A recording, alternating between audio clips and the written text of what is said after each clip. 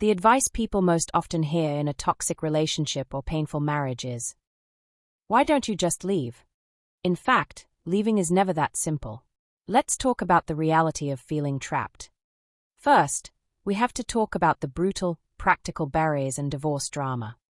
Leaving a shared life is a logistical nightmare. In this economy, splitting a single household into two is terrifying. You might be facing ruined credit, hidden finances, or the fact that you literally cannot afford a $5,000 retainer for a divorce lawyer.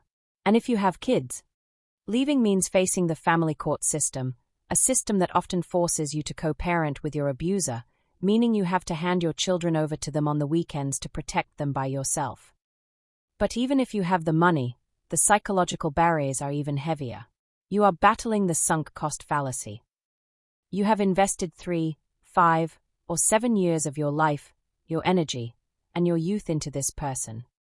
Walking away feels like admitting that a massive chapter of your life was a failure, and starting over feels completely exhausting.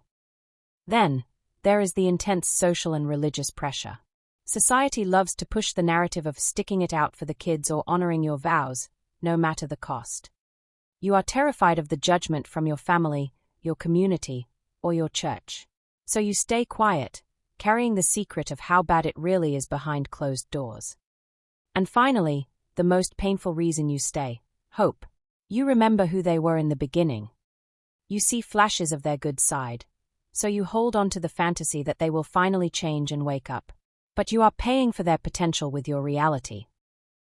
You are not staying because you are weak. You are staying because your empathy is being weaponized, and your nervous system is too exhausted to fight. But you can rebuild your strength. Hit the follow button, and let's break free from these toxic patterns and build the healthy love you actually deserve.